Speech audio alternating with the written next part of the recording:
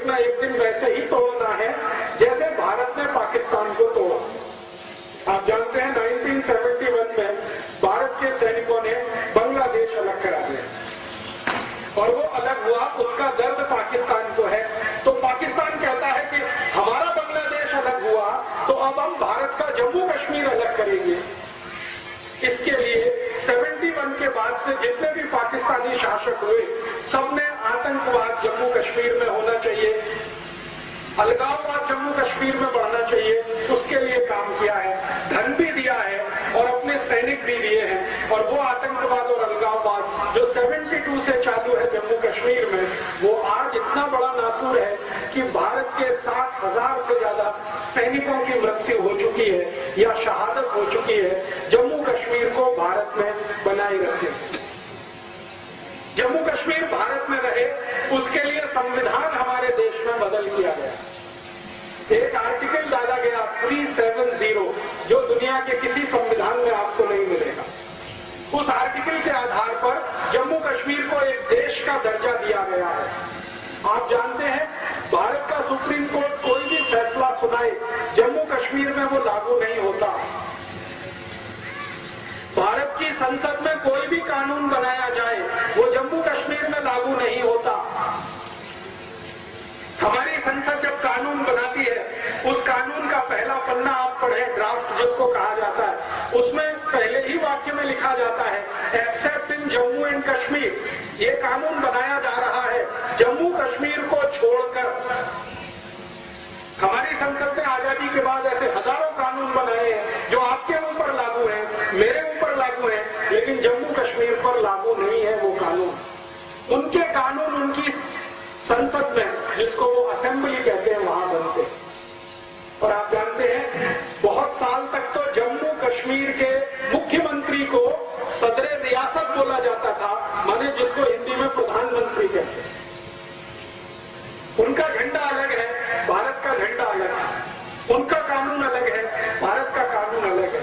उनका संविधान अलग है, भारत का संविधान अलग है। फिर आप बोलिए कि Jammu Kashmir is the integral part of India, ये दुनिया का सबसे बड़ा झूठ है। वो हमारा झंडा नहीं मानते, वो हमारा संविधान नहीं मानते, वो हमारा कानून नहीं मानते, फिर हम कहें कि जम्मू कश्मीर भारत का अभिन्न अंग है। ये किसको मूर्ख बनाने के लिए कह रहे हैं? आपको सुनकर हैरानी होगी कि भारत की सरकार आपके लिए कोई भी खर्चा करे तो उसकी पाई पाई का हिसाब controller and auditor general of India रखता है, लेकिन जम्मू कश्मीर पर हजारों करोड़ रुपए हर साल खर्च होता है, उसका हिसाब किसी के पास नहीं। मैंने बहुत बार सीएजी को चिट्ठी लिखा कि जम्मू कश्मीर पर पिछले 60 साल में हमने जो खर्चा किया है उसका मुझे क्लासिफिकेशन चाहिए, डिटेल चाहिए। सीएजी कहता है कि मेरे पास नहीं है।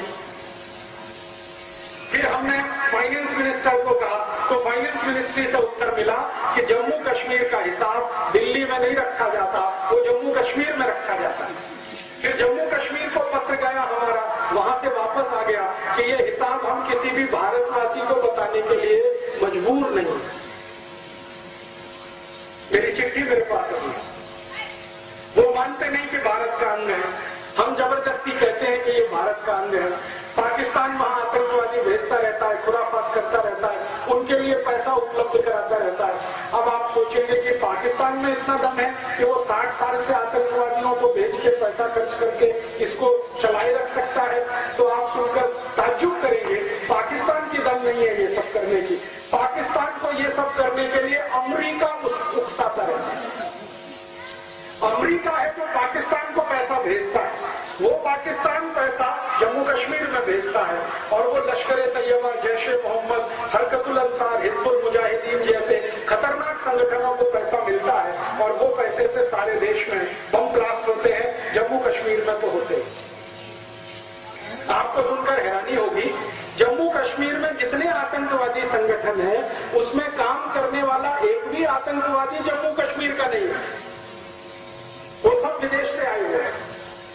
भारत की आर्मी कहती है कि कुछ 1500 से 2000 आतंकवादी जम्मू कश्मीर में है, वो सब पाकिस्तान से आए हैं, अफगानिस्तान से आए हैं या कहीं दूसरे देश से आए हैं और पैसे पर काम करते हैं। और हमारी सरकार भी कैसी विचित्र है कश्मीर में एक संगठन है जिसका नाम है हुर्रियत कॉन्फ्रेंस। ये छोटी छोटी पार्टियों का एक बड़ा समूह है। इस हुर्रियत कॉन्फ्रेंस में एक आदमी है, उसका नाम है यासीन मलिक। कभी आपने उसका चेहरा अगर टीवी पर देखा हो तो इतना दुबला पतला सीकिया हड्डी का आदमी है कि आप फूंक मारो तो उड़ जाए। मैं सच कह रहा हूं। अगर कोई अच्छा खासा हिंदुस्तानी उसको एक झापड़ मार दे तो जमीन पर 3 पलटियां खाए, इतना कमजोर आदमी है। उसको भारत सरकार ने सुपर हीरो बना रखा है। क्यों? भारत सरकार जब भी बातचीत करती है तो यासीन मलिक से बातचीत करती है, और इस चक्कर में अखबारों में नाम आता है, टीवी पे नाम आता है, वो चर्चा में चढ़ता ही चला जाता है। वो चर्चा अमेरिका तक जाती है तो अमेरिका से सीधे पैसा उसको आना शुरू हो जाता है। आप पूछेंगे जी अमेरिका को क्या इंटरेस्ट है? भारत का जो जम्मू कश्मीर है ये अमेरिका को चाहिए, पाकिस्तान के लिए तो ये बेकार का है। मैं आपको सच बात बताऊं, क्योंकि पाकिस्तान ने जो पाक ऑक्युपाइड कश्मीर ले रखा है उसी को वो संभाल के नहीं रख पा रहा है। जम्मू कश्मीर को क्या रखे? ये अमेरिका को चाहिए जम्मू कश्मीर। क्यों? जम्मू कश्मीर की सीमा से चीन की सीमा लगी हुई है और अमेरिका और चीन का पुराना झगड़ा है। अमेरिका और चीन एक दूसरे के जबरदस्त दुश्मन है। तो अमेरिका की योजना है कि चीन पर एक दिन हमला करना है, जैसे इराक पर किया। वो हमला करने के लिए अमेरिका के जहाजों को एक ऐसा ग्राउंड चाहिए जहां से हवाई जहाज उड़े और चीन पर जाकर मिसाइल डाले, और वो स्थान जम्मू में है। इसलिए अमेरिका को ये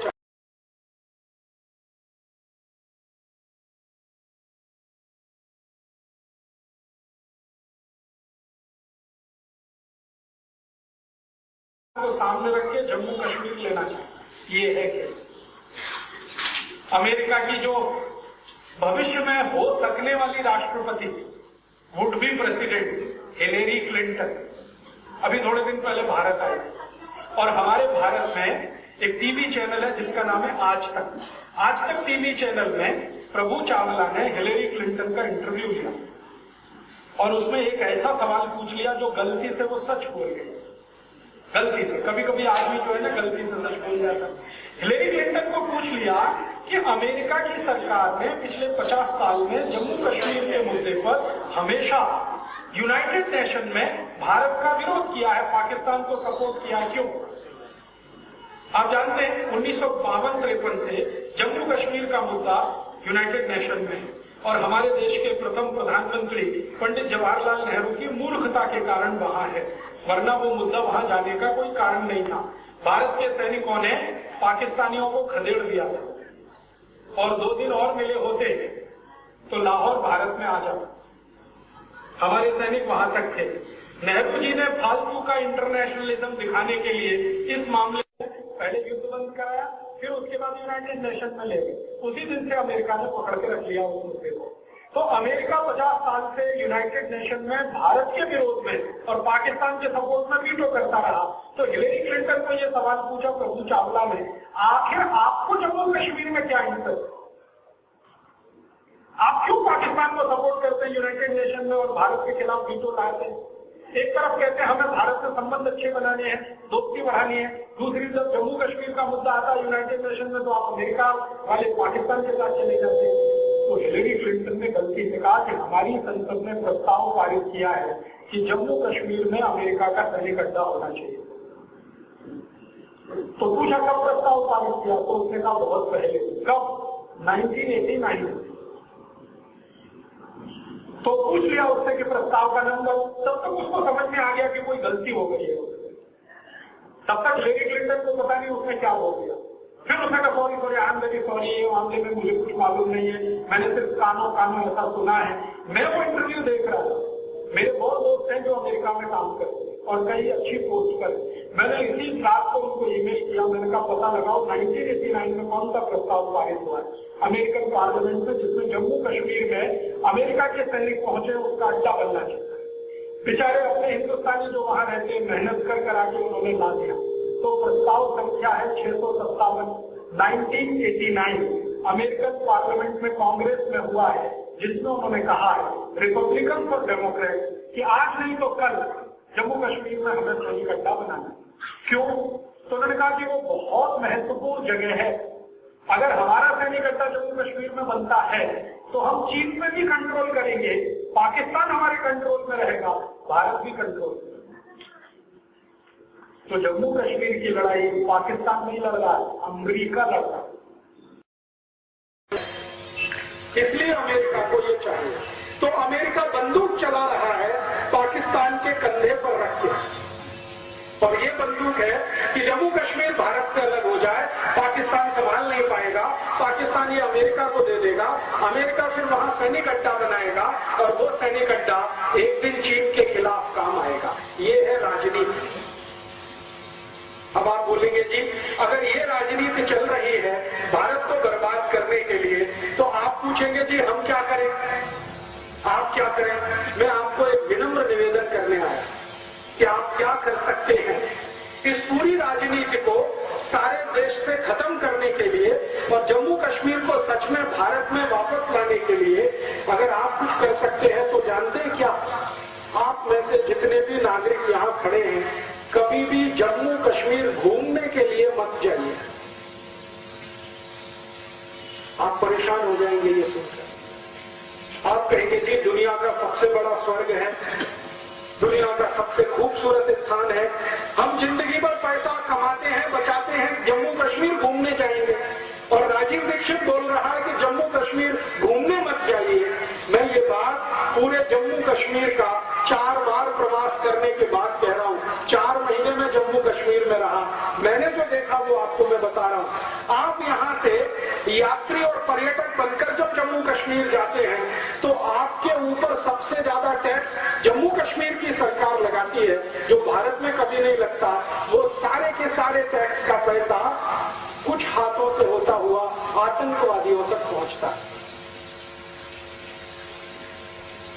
सरकार में उनके आदमी बैठे हुए आतंकवादी। आप जानते हैं थोड़े दिन पहले हमारे भारत में जम्मू कश्मीर के एक आदमी को फांसी की सजा हुई है, उसका नाम है अफजल गुरु। ये कश्मीर का है और इसने भारत की संसद पर हमला करने का पूरा प्लान बनाया था। सुप्रीम कोर्ट ने उसको फांसी की सजा दे दी है, लेकिन उसको फांसी अभी तक नहीं हो रही है। कारण समझते हैं, उस अफजल गुरु को बचाने वाले सरकार में बहुत बड़े बड़े लोग बैठे हैं।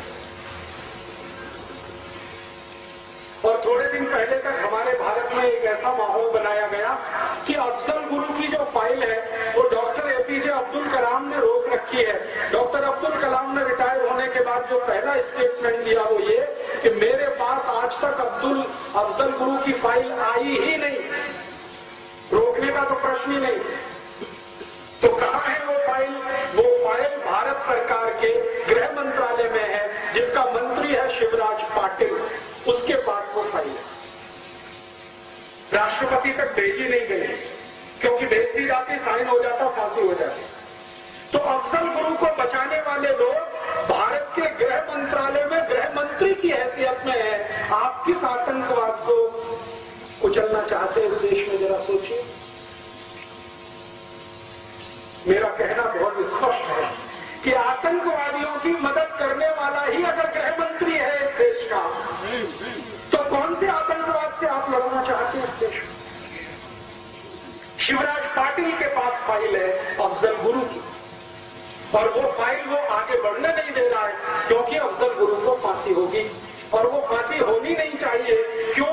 क्योंकि अफजल गुरु एक ऐसे समूह का सदस्य है जो आतंकवाद के नाम पर भारत सरकार से पैसा लूट रहा है और जम्मू कश्मीर के नेताओं को बांट रहा है। एक बहुत बड़ा कॉकस और सिंडिकेट बना हुआ। दिल्ली सरकार से हजारों करोड़ रुपए जाता है, जिसका कोई अकाउंटिंग नहीं है। मैंने आपसे कहा वो अफजल गुरु जैसे लोगों के हाथ में ही पहुंचता है, और वो फिर जम्मू कश्मीर के मुख्यमंत्री से लेकर तमाम दूसरे मंत्री और अधिकारियों में बंटता है। वो सारा पैसा आतंकवाद रोकने के नाम पर जाता है। और हम उसमें कैसे मदद करते हैं? हम जम्मू कश्मीर घूमने चले जाते हैं। घूमने में जितना पैसा आप खर्च करके आते हैं, वो जाने अनजाने आपका पैसा किसी न किसी तरह आतंकवादियों के हाथ में पहुंच जाता है, क्योंकि सरकार में उनके लोग बैठे। मैंने एक दिन सोचा कि आर्मी जब युद्ध लड़ती है तो उसका पहला टारगेट होता है कि दुश्मन की सप्लाई लाइन काटो, तब युद्ध जीतते।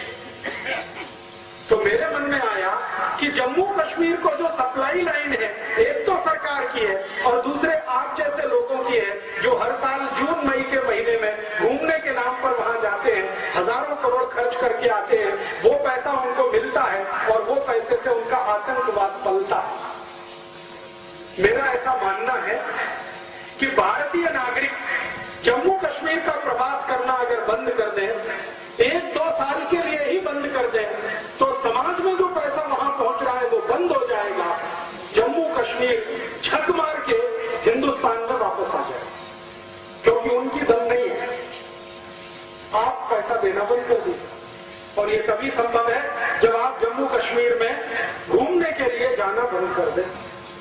हर साल लाखों करोड़ों हिंदुस्तानी वहां जा रहे हैं और वहां एक बड़ा मंदिर है वैष्णो देवी का, वहां मत्था टेक कर आ रहे हैं, करोड़ों रुपया उस मंदिर को दान में जा रहा है, और वो वैष्णो देवी जी का श्राइन बोर्ड है, वो पता नहीं कहां पैसा खर्च कर रहा है, आपको कुछ मालूम नहीं। मेरी आपको विनंती है, माता जी की पूजा करनी है, दुर्गा माता की तो हुगली में भी है, वैष्णो देवी में ही क्या है, हुगली में भी पूजा हो सकती है। और भारत में तो कण कण में भगवान है, तो जम्मू जाके, कटरा जाके वहीं पूजा करना, हमारे यहाँ तो कण कण में भगवान है।